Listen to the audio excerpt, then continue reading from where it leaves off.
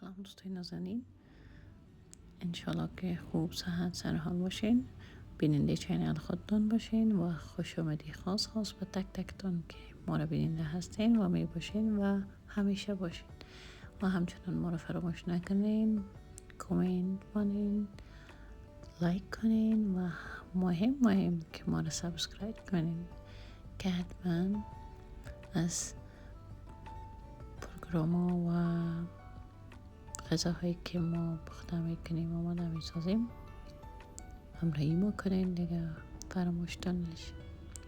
دوستای عزیز، اصلا یک نوع کباب دوشی هست که من خواستم میره در دیگ بخار آماده کنم.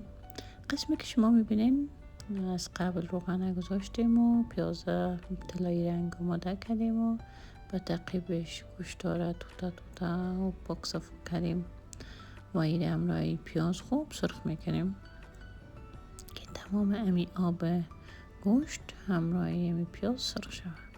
دیگه چیز ضرورت نداره، یک مقدار سیر که قبلا آماده کردیم علاوه میکنیم و یک مقدار هم نمک.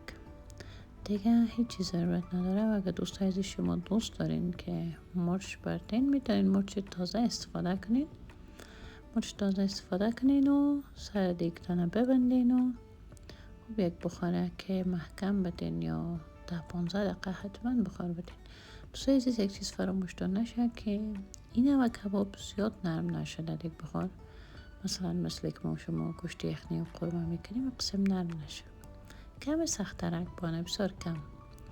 پیازهای خود که شما میدین از قبل القلقه آماده ساختیم و این دانه دانه از هم جدا میکنم.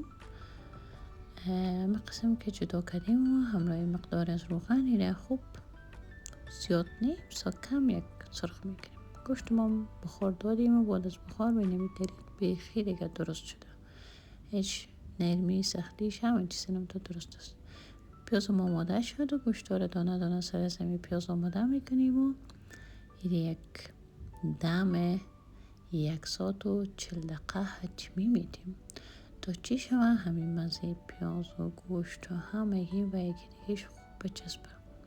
دوستای عزیز، این سرکه سفید که بسیار لازمی باشه به خاطر طعم کباب و همچنان به خاطر نرم ساختن گوشت بسیار خوبش است دیگه. شما هم این کار انجام بدین.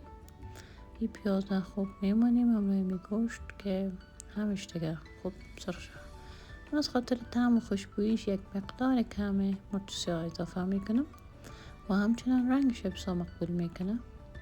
همه قسم میره خوب یک دم میدیم و بعد از او یک نوش جانش میکنیم که واقعا مزه دار است، واقعا بسیار مزه دار.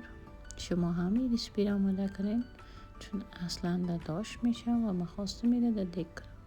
واقعا مزه دار بود، مثل داشی بود، هیچ کدام فرق نداشت، واقعا مزه دار بود. تشکر از این که بیننده ما بودین، ما را فراموشتان نشیم، کامنت های مقبول بدین و همچنین ما رو سابسکرایب کنین.